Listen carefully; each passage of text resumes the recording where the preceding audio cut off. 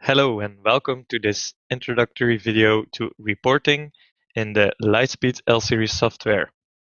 Today we're going to take a closer look on what these reports consist of and how we can change certain settings and configuration for them. When you log into your restaurant manager or back office, there's two places you will need to be. First of all, we can check out the settings and go to report settings.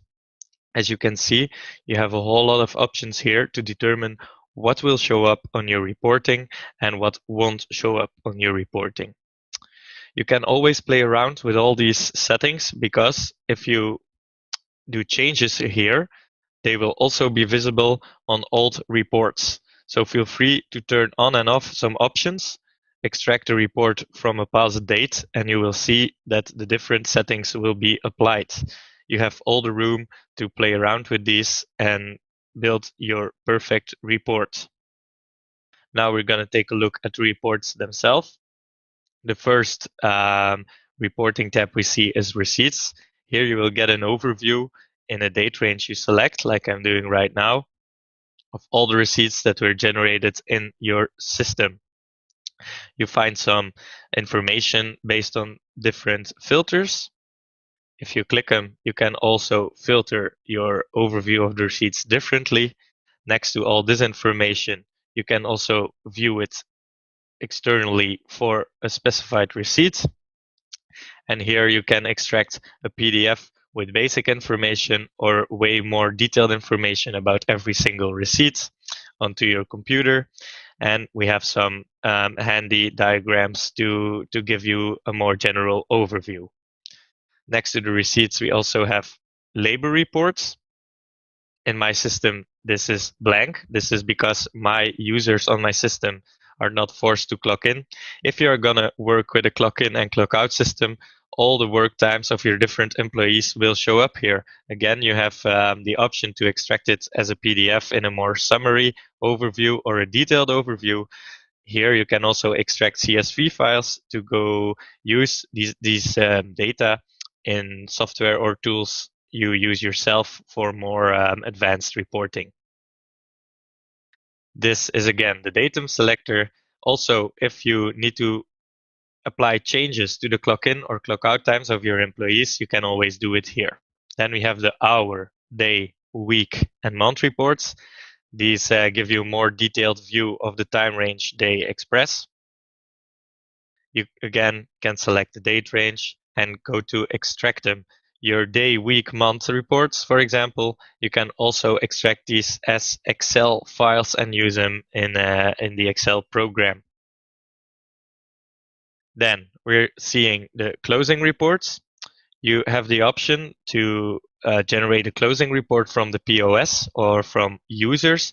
To be able to do that, we need to go to settings, report settings, and you need to make sure this option is available. It's the closing reports X and Z. Be sure to read the information here and experiment with it once when the shift has ended to find more detailed closure information. When we go back to the reports, we also have product reports. Here you're going to see a top 10 of your most popular products. Another diagram here to represent your products as well. And here you find individual information for your products, ordered amount, current stock. As always, there's different filters you can order your overview on. And here you have a date picker again to get more insights in a specific period. Then we have category reports, same idea as product reports. It shows you the most popular categories. The thing here is the categories are more of a bigger group than the products. So it's a more general overview. You can again extract it and select another date range. For user reports, again, this is when your personnel at the end of their shift will extract a report on the POS system. It will also show up here if they generated one, and you find some more information about how long they worked, how much customers they helped, how much receipts they created. It's a detailed overview of all your stuff. Then we have revenue reports.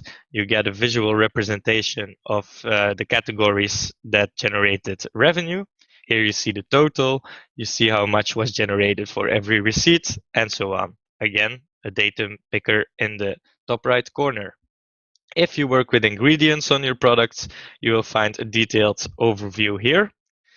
For shift reports, if you want a more detailed overview, for example, a lunch shift and a dinner shift, you can always go to Settings, Report Settings, and in the bottom, you will find Shift Settings.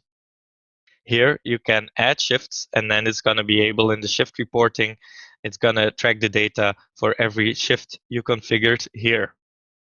If you go back to reports, we also have summary reports. You will spend some time here, I'm sure of it, because here you can actually get a detailed report of a certain period of time you determine yourself. You can do this through the date picker, but also you can click the last week, last month, or last year.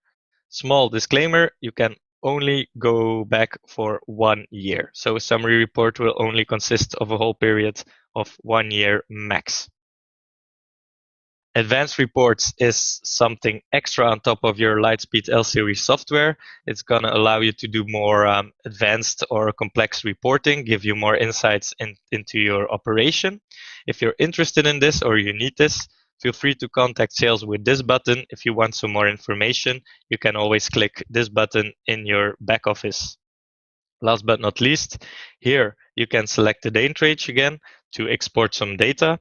If your business has multiple locations, you will also be able to select a location here, and then you can download CSV files from receipts, receipt items, payments, products, categories, modifiers, users, and taxes. This way, you can start using this data again in your own tools or software to have a better insights in your data. I hope this information was clear to all of you. If you have further questions, feel free to check our help center or other videos. If you still have questions, then don't hesitate to reach out to our support team. We're here to help you.